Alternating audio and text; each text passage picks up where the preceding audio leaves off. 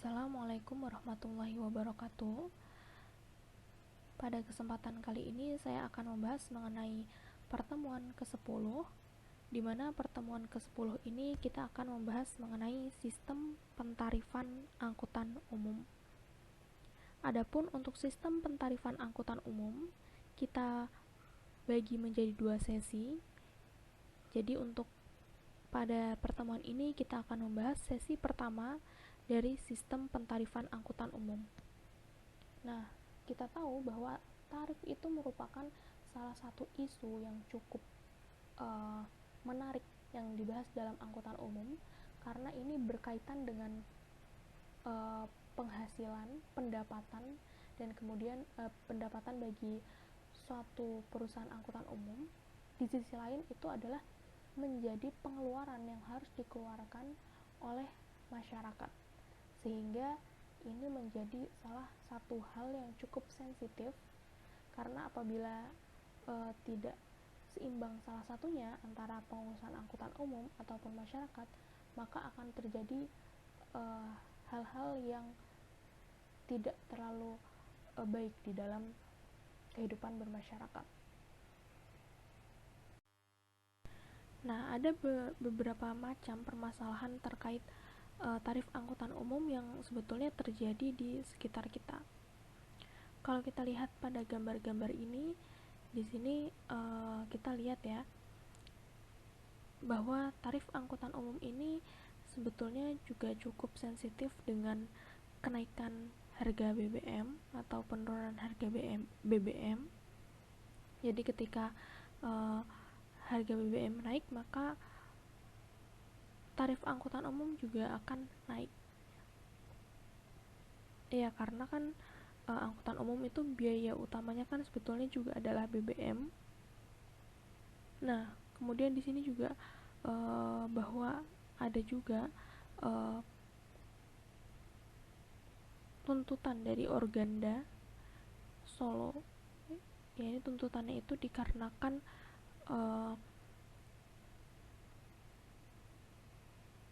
BBM naik. Nah, karena BBM naik ini maka otomatis tarifnya juga kan harus naik mau tidak mau. Seperti itu. Nah, kemudian terkait tarif sendiri ini ada beberapa sektor-sektor yang kemudian terkait terhadap tarif itu.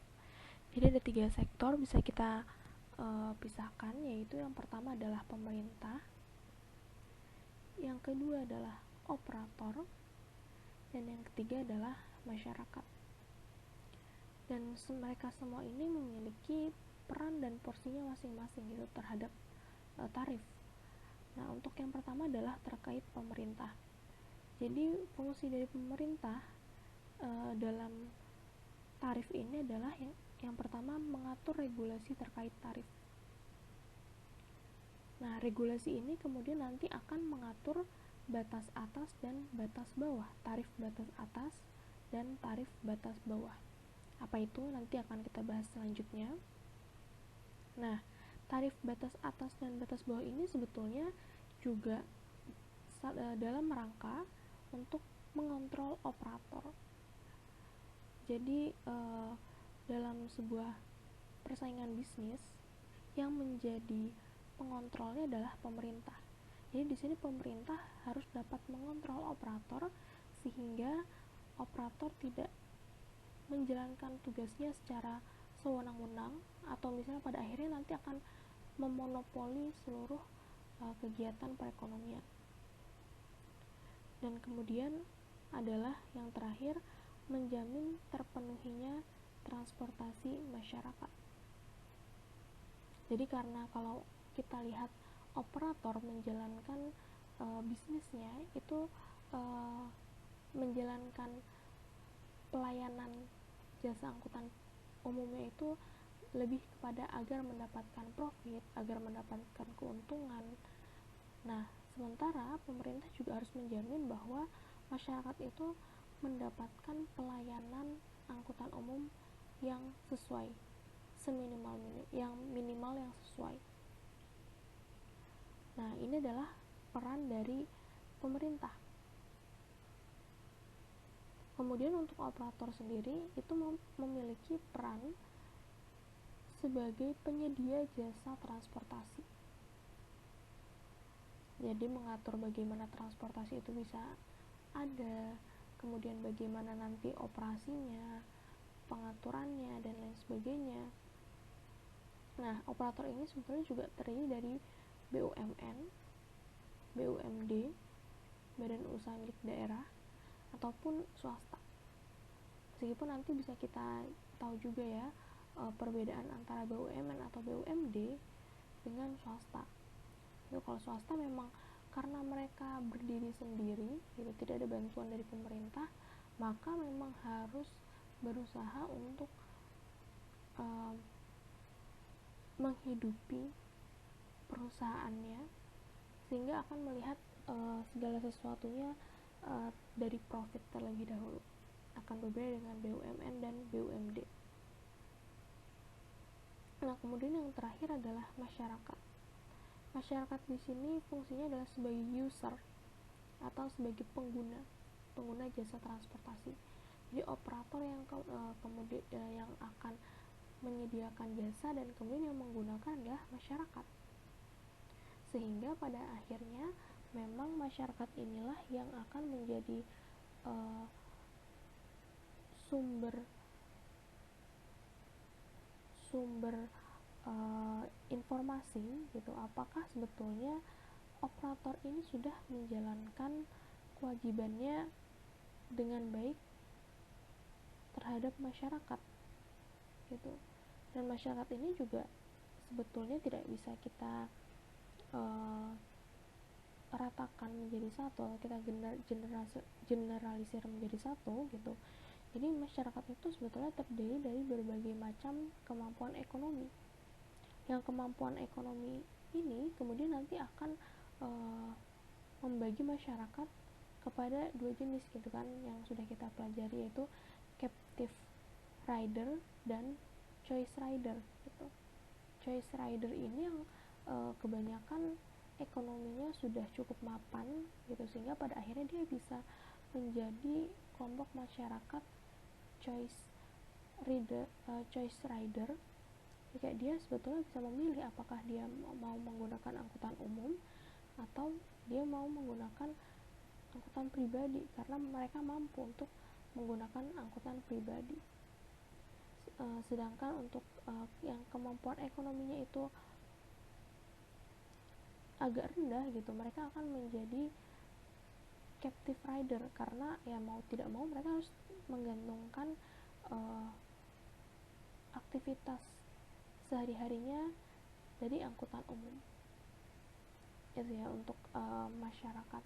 Nah, bahkan masyarakat ini juga menjadi cukup salah satu faktor yang penting di dalam bagaimana menilai kelayakan dari sebuah angkutan umum. Jadi kalau di beberapa kementerian, gitu, sudah melihat atau sudah mengevaluasi kinerjanya berdasarkan dari persepsi masyarakat terhadap hal tersebut. Dan untuk Kementerian Perhubungan sendiri yang mengatur terkait sektor transportasi itu juga sudah mulai tahun ini, gitu, sudah mulai merencanakan untuk memasukkan faktor persepsi masyarakat di dalam evaluasinya. Jadi apakah masyarakat sudah merasa puas, apakah masyarakat sudah merasa bahwa transportasi sudah cukup baik. Nah, itu yang akan menjadi salah satu penilaian dari sektor transportasi di Indonesia.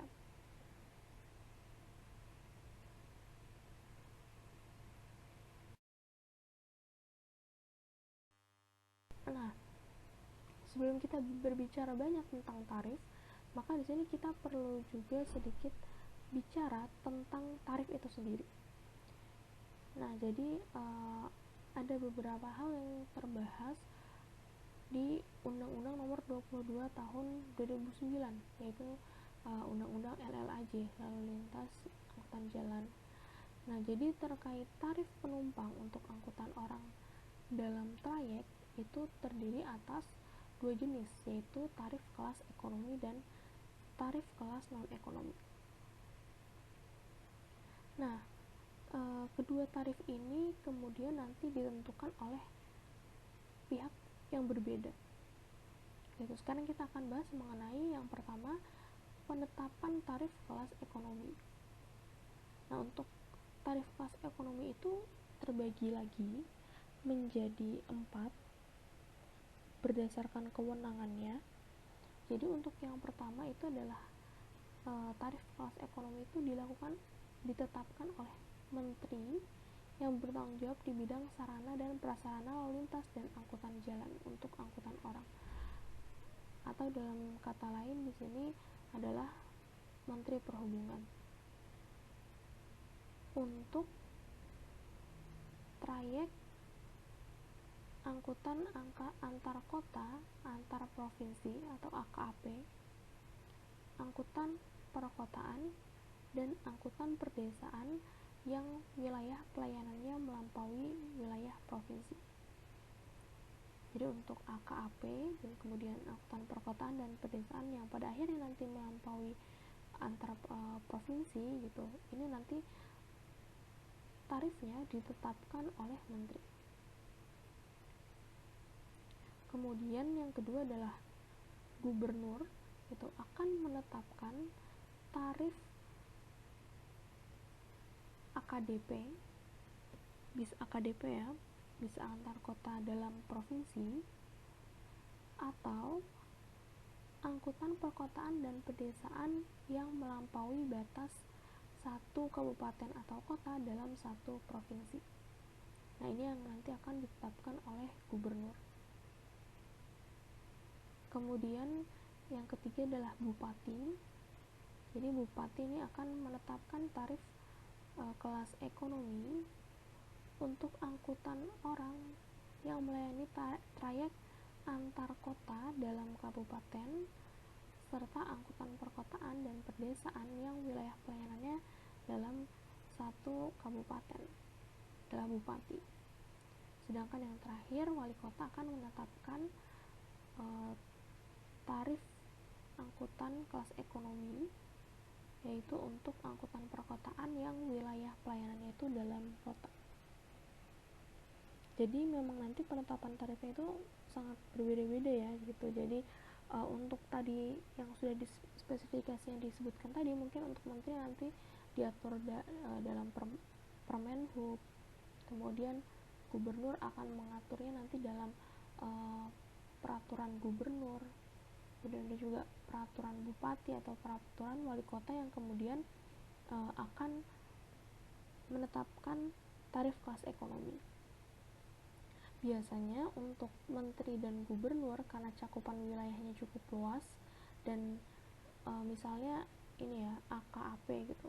AKAP ini kan terdiri dari berbagai macam operator, sehingga pada akhirnya tidak bisa ditetapkan misalnya satu besaran nominal, tapi nanti akan ada yang disebut dengan tarif batas atas dan tarif batas bawah yang akan kita bahas selanjutnya.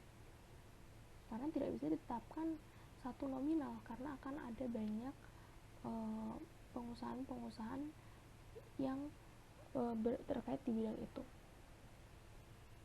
Sedangkan mungkin kalau untuk tarifnya sudah sampai pada bupati atau wali kota, jadi itu dalam satu kota atau dalam satu kabupaten, biasanya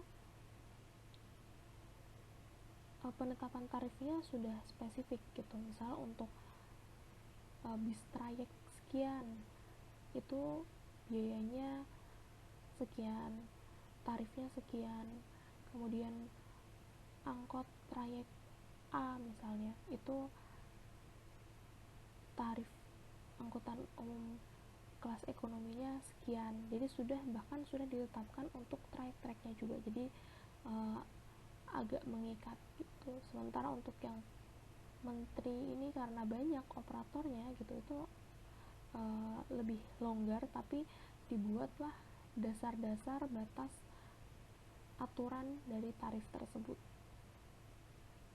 Nah, ini adalah penetapan tarif pada kelas ekonomi. Nah, kemudian penetapan tarif kelas non-ekonomi itu dilakukan oleh perusahaan angkutan umum itu sendiri. Mengapa demikian? Kenapa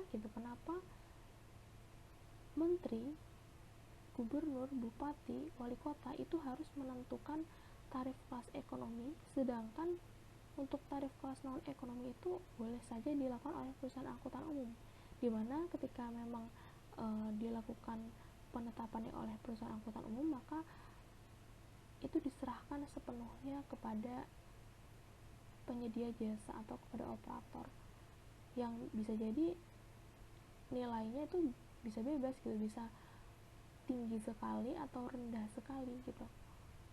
Sedangkan ketika ada tarif kelas ekonomi dari yang ditetapkan oleh pemerintah itu, maka operator tidak dapat melakukan penetapan secara sewenang-wenang. Nah, mengapa demikian? Nah, karena hal ini disebabkan oleh pemerintah itu harus menjamin masyarakat itu pada akhirnya mendapatkan haknya untuk pelayanan transportasi. Nah, pelayanan transportasi minimal yang harus diterima oleh masyarakat adalah pelayanan kelas ekonomi. Jadi, untuk kelas ekonomi diharapkan semua masyarakat dapat menikmati pelayanan angkutan umum secara merata. Jadi pelayanan angkutan umum itu affordable oleh semua masyarakat yang untuk pelayanan angkutan umum kelas ekonomi. Sedangkan dianggap pelayanan untuk kelas non-ekonomi, pelayanan angkutan umum oleh kelas non-ekonomi dianggap itu menjadi bukan kebutuhan pokok, tapi sudah menjadi kebutuhan sekunder atau bahkan tersier bagi sebagian orang, sehingga pada akhirnya ini yang bukan harus diatur oleh pemerintah, tapi diatur oleh perusahaan angkutan umum, sehingga ketika orang memiliki daya beli yang lebih tinggi, maka dia dapat membeli kelas non-ekonomi.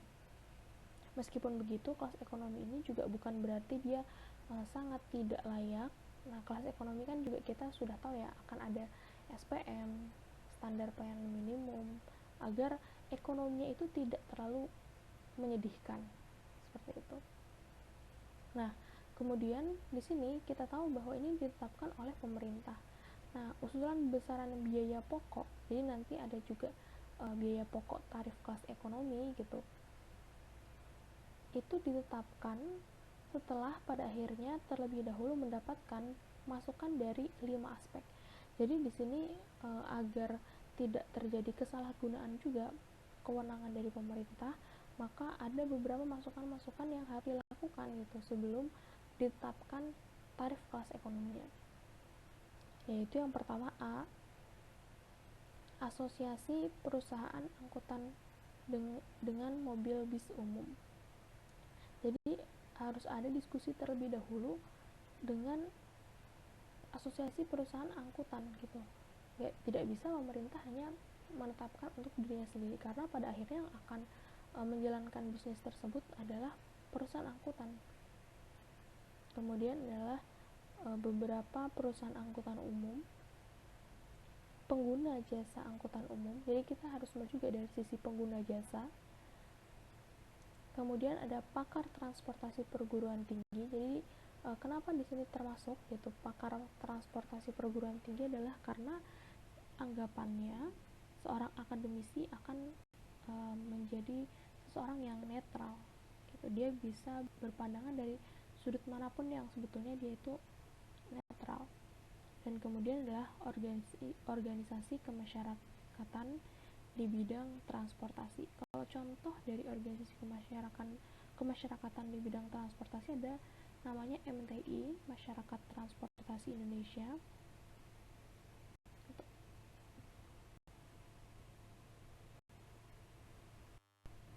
Nah, kemudian di sini seperti yang sudah kita sebutkan sebelumnya, kita akan membahas mengenai istilah tarif batas atas dan tarif batas bawah. Nah, apa itu tarif batas atas? Jadi sebetulnya tarif batas atas ini adalah tarif maksimal yang boleh diterapkan. Nah, mungkin agak sedikit mundur lagi ke belakang terkait tarif batas atas dan tarif batas bawah. Jadi untuk yang sifatnya dia itu cukup banyak operatornya, misalkan Menteri Perhubungan gitu, dia harus mengatur tarif dari bis AKAP antar kota, antar provinsi, di mana operatornya akan sangat banyak, dan itu akan sangat susah ketika harus menyebutkan misalnya operator A trayeknya sekian, operator B tarif sekian. Jadi ditetapkan satu besaran, nantinya akan ada tarif dasar. Jadi tarif dasar ini sebetulnya tarif yang akan menjadi dasar bagi perhitungan gitu. Kemudian ada tarif batas atas dan tarif batas bawah. Nah, ini adalah salah satu upaya yang dilakukan pemerintah sebagai posisinya sebagai regulator, sehingga pada akhirnya ketika ditetapkan tarif batas atas dan tarif batas bawah, tidak ada operator yang menerapkan tarif dengan sewenang-wenang. Nah, tarif batas atas ini sekarang adalah tarif maksimal yang boleh diterapkan oleh pihak operator. Jadi tidak boleh ada operator yang nantinya menetapkan sebuah besaran tarif yang lebih besar dari tarif batas atas. Jika ada yang melanggar, maka nanti akan mengenakan sanksi gitu. Nah, tarif batas atas ini dipengaruhi oleh yang namanya willingness to pay atau WTP. Apa itu WTP? Nanti akan kita bahas selanjutnya. Atau mungkin saya akan berikan clue-nya adalah keinginan masyarakat untuk membayar dari sebuah pelayanan yang dia terima. Nah, tujuannya adalah apa gitu? Agar tarif kelas ekonomi itu pada akhirnya masih terjangkau oleh masyarakat. Jadi ketika tidak ada tarif batas atas, maka pihak operator yang notabene-nya mereka mengutamakan keuntungan dalam sebuah proses bisnis, mereka akan bisa jadi menetapkan nilai yang tinggi gitu dalam terkait tarifnya, sehingga pada akhirnya nanti jika tidak ada tarif batas atas, maka masyarakat tidak dapat menjangkau tarif kelas ekonomi, dan pelayanan transportasi akan menjadi langka gitu untuk masyarakat. Nah, ini adalah tentang tarif batas atas. Kemudian terkait tarif batas bawah gitu, jadi tarif batas bawah adalah tarif minimal yang boleh diterapkan. Nah, tarif batas bawah ini dipengaruhi oleh BOK, biaya operasional kendaraan, dan ability to pay atau ATP. Lebih lanjut tentang ATP akan kita bahas selanjutnya. Tapi ability to pay itu sebetulnya adalah kemampuan. Kalau tadi kan kemauan yang WTP, kalau ATP adalah kemampuan masyarakat untuk membayar. Nah, sebetulnya kenapa harus ada tarif batas bawah gitu? Nah, tarif batas bawah ini bertujuan untuk mencegah terjadinya pengorbanan aspek keselamatan dalam rangka mencapai tarif murah. Terkait tarif batas bawah ini sebetulnya yang cukup sensitif ini ada di industri penerbangan ya. Jadi kalau kita pernah dengar berita tentang maskapai penerbangan yang kemudian pemerintah menaikkan tarif batas bawah dari maskapai penerbangan LCC, low cost carrier. Penerbangan LCC ini kan diatur untuk yang penerbangan ekonomi gitu. Jadi karena dianggap bahwa tarif batas bawah yang ditetapkan oleh pemerintah itu tidak cukup aman, atau pada akhirnya dalam rangka menginginkan tarif yang murah, ada hal-hal yang kemudian harus disiasati oleh pihak operator. Misalkan ternyata aspek keselamatan, karena kan kalau aspek operasional agak sulit untuk operasional murni agak sulit untuk dikurangi gitu, karena ada biaya-biaya yang harus dikeluarkan gitu. Akan tapi kadang biaya-biaya aspek keselamatan ini yang akan menjadi kadang dikorbankan. Nah, kenapa operator ingin menerapkan tarif yang semurah-murahnya? Jadi kan kalau tadi operator bisa jadi menerapkan tarif semahal-mahalnya agar keuntungannya lebih tinggi. Tapi di sisi lain, kalau kita lihat pada kurva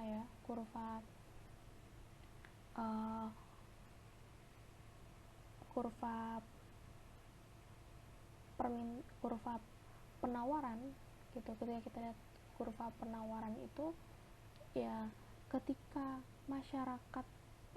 harganya itu tinggi, maka masyarakat kuantitas yang akan membeli adalah rendah. Sedangkan ketika harganya itu rendah, maka masyarakat akan cenderung memilih untuk menggunakan angkutan umum tersebut, sehingga nanti akan ada banyak kuantitasnya dengan harga yang murah tersebut.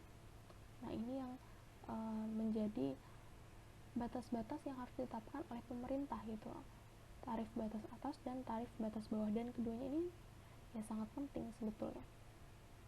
Nah, sebagai contoh nih bisa kita lihat ini adalah tarif bus AKAP antar kota antar provinsi berdasarkan Permenhub nomor PM2 tahun 2016.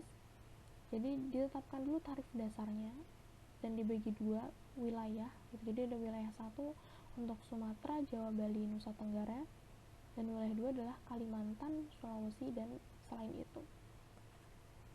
Nah, di sini diatur juga pada awalnya adalah tarif dasarnya. Nah, kemudian ada tarif dasar, kemudian ada tarif batas atas dan tarif batas bawah. Batas atas ini ya maksimal tarif yang boleh diterapkan.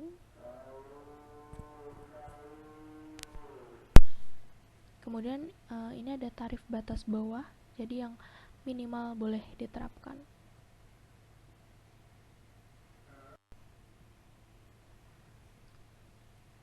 Nah, sekarang kita akan membahas tentang ability to pay atau ATP. Jadi ATP adalah kemampuan seseorang untuk membayar jasa pelayanan yang diterimanya berdasarkan penghasilan yang dianggap ideal. Nah, pendekatan yang digunakan dalam analisis ATP itu didasarkan pada alokasi biaya untuk transportasi dan intensitas perjalanan pengguna. Dan besar ATP adalah rasio anggaran untuk transportasi dengan intensitas perjalanan. Jadi besaran ini akan menunjukkan kemampuan masyarakat dalam membayar ongkos perjalanan yang dilakukannya.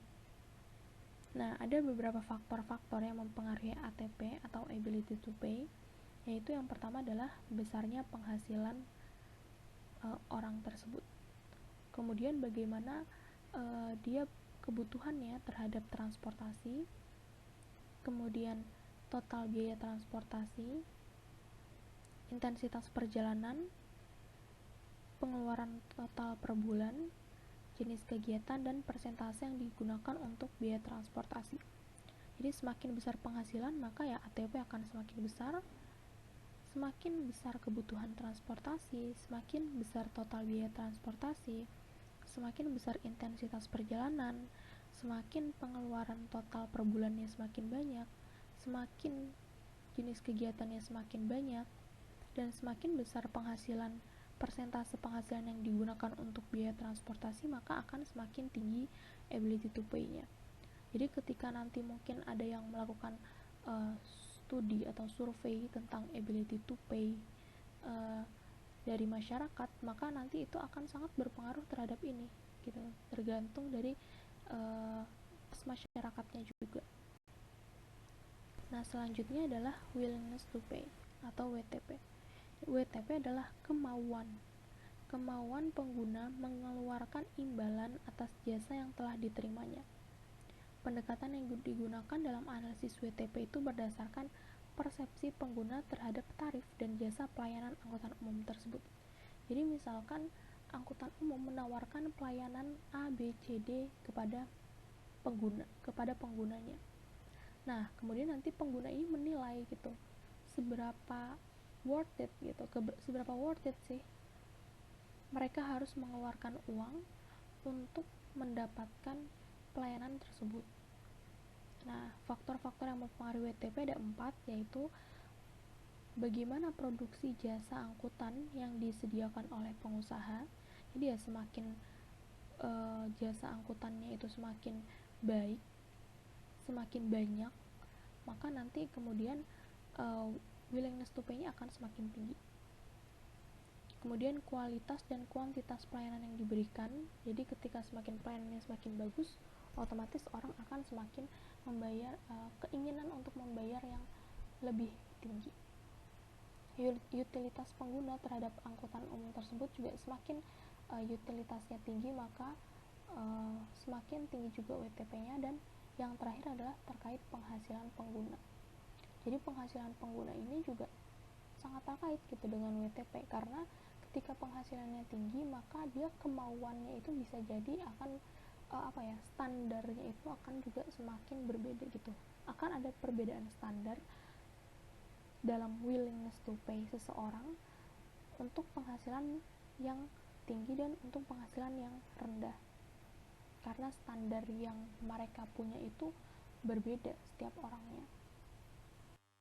Nah, di sini ada hubungan antara ATP, ability to pay, dan WTP, willingness to pay.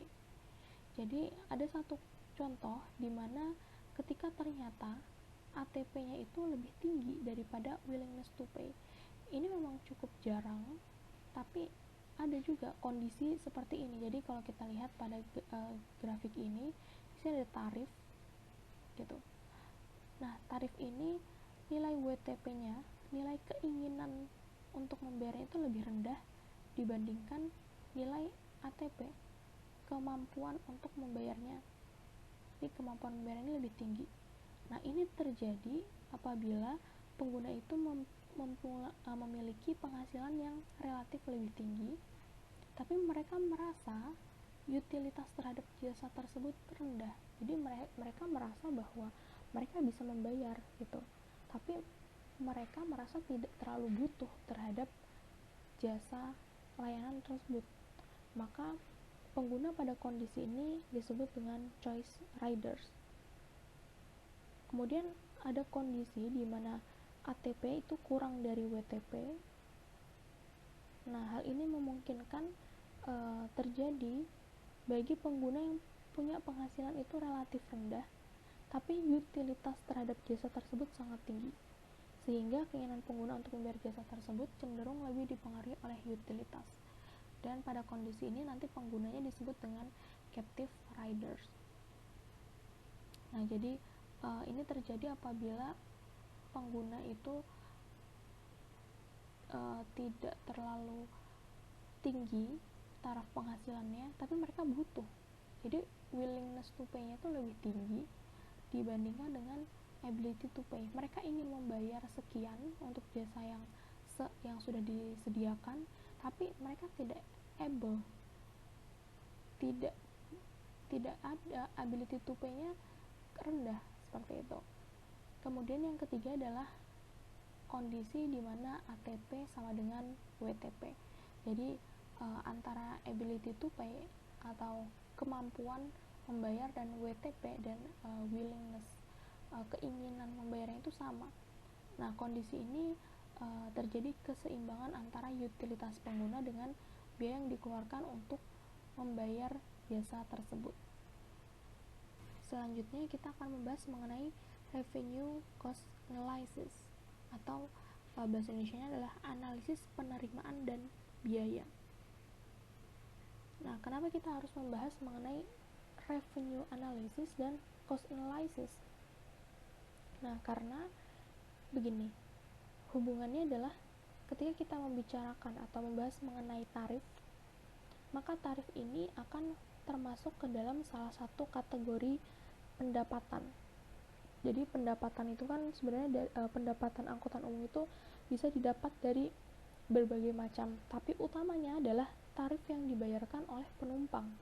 Ini akan masuk ke pendapatan, meskipun pada akhirnya mungkin sekarang ini pendapatan itu tidak hanya didapat dari tarif yang dibebankan kepada penumpang, tapi bisa juga dari misalnya periklanan, kemudian bisnis retailer yang ada di simpul-simpul transportasi. Nah, itu juga bisa masuk ke dalam kategori pendapatan, tapi sebetulnya utamanya dari bisnis transportasi adalah pendapatan itu didapatkan dari tarif. Karena bisnis transportasi kan menyediakan layanan angkutan umum, sehingga nanti dia akan membebankan tarif kepada pengguna karena telah menggunakan angkutan umum. Nah, pendapatan ini yang nantinya akan berpengaruh terhadap untung dan rugi dari suatu bisnis. Dalam pembahasan ini kita membahas mengenai bisnis transportasi angkutan umum. Jadi perlu juga gitu, karena kita melihat angkutan umum ini sebagai salah satu jenis bisnis, maka ketika kita berbicara mengenai bisnis harus kita bicarakan mengenai untung dan rugi. Kalau tadi pemerintah itu sudah memiliki tugasnya untuk membuat regulasi agar pemilik bisnis itu tidak dapat melakukan hal yang seenaknya saja, misalnya kayak menaikkan atau menurunkan harga yang tidak wajar, maka di sini operator juga harus memikirkan bagaimana bisnis tersebut dapat berjalan, karena sekali lagi baik itu BUMN, BUMD atau tentunya swasta harus mempertimbangkan aspek untung dan rugi dari bisnis tersebut. Jadi tidak mungkin, terutama mungkin BUMN dan BUMD gitu, juga meskipun mereka ada subsidi dari pemerintah, mereka tetap harus menjalankan fungsinya sebagai badan usaha atau sebagai operator, di mana operator itu juga harus mempertimbangkan jangan sampai bisnis angkutan umum tersebut mengalami ketidakbaikan dalam segi finansial, atau dalam kata lain adalah kerugian. Jadi tetap harus mengusahakan sebagaimana mungkin tetap untung, meskipun mungkin pada akhirnya nanti harus memberikan pelayanan yang cukup bagi masyarakat, ya, tapi tetap harus mempertimbangkan antara untung dan rugi. Nah, untuk terkait analisis yang pertama yang akan kita bahas adalah analisis biaya. Jadi analisis biaya adalah jumlah dari fixed cost dan variable cost.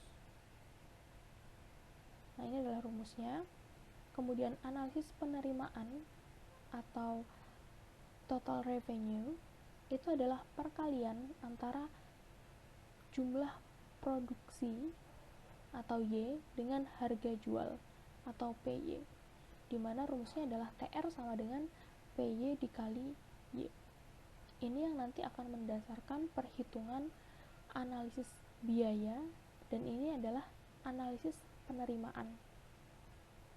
Nah, jadi kalau kita bahas tentang untung rugi, nanti kita akan membahas dua aspek, yaitu bagaimana biaya yang telah dikeluarkan dan bagaimana nanti penerimaan yang akan didapatkan atau revenue-nya seperti apa.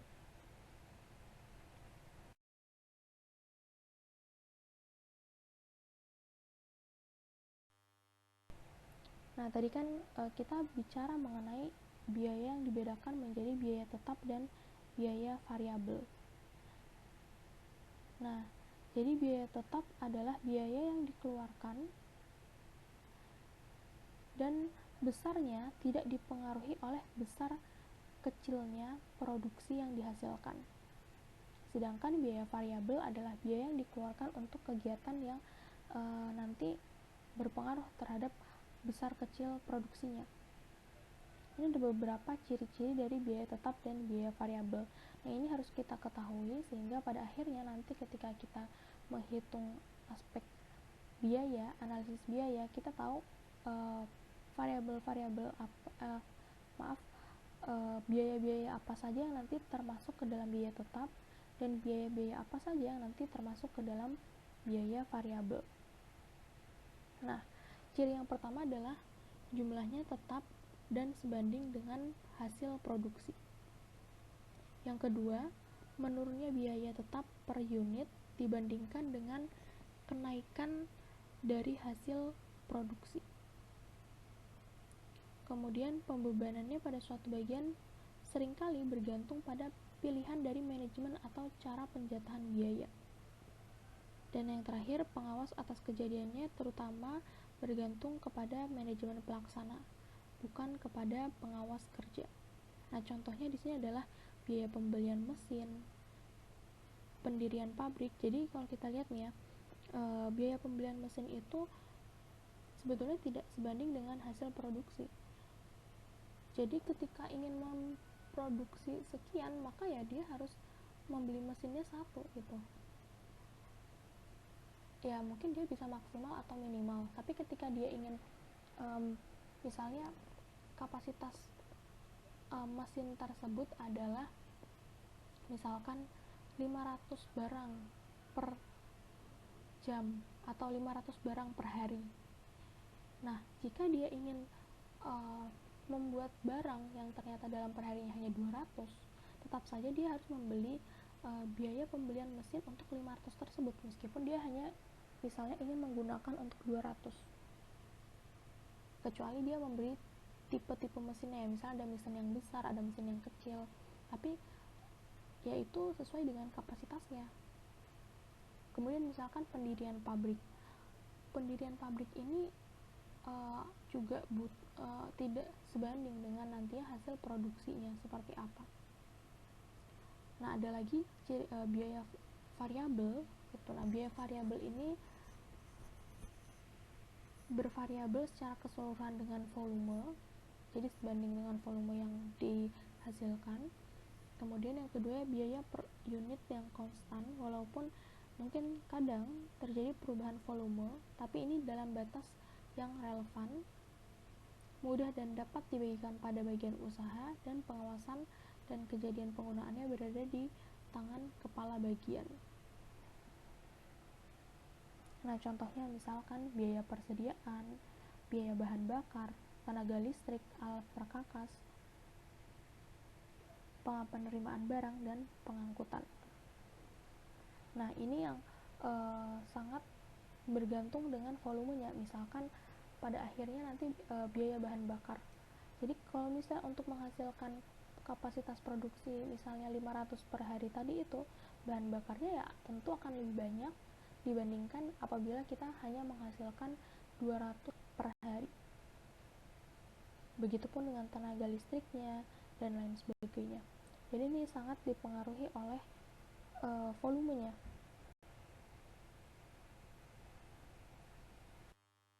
Nah, kemudian bagaimana cara mengetahui pendapatan, serta bagaimana kita mengetahui bahwa dalam suatu bisnis tersebut untung dan ruginya. Ini kalau analisis pendapatan, jadi tadi kita sudah bicara mengenai revenue, total revenue, dan total cost, maka pendapatan itu dihasilkan dari total revenue dikurangi oleh total cost. Yang total cost ini tadi kita sudah bahas, terdiri dari biaya tetap dan biaya variabel. Nah, ini untuk kita mengetahui berapa pendapatan dari perusahaan angkutan umum tersebut.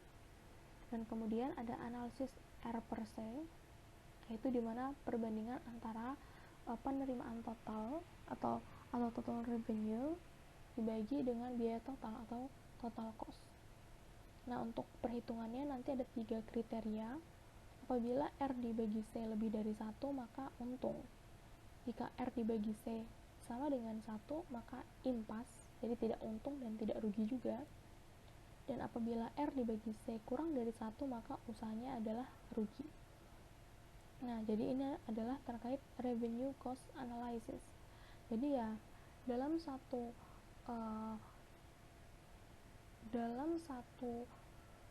perusahaan angkutan umum atau pengusahaan angkutan umum, ya kita perlu memperhatikan bagaimana revenue cost analysis ini.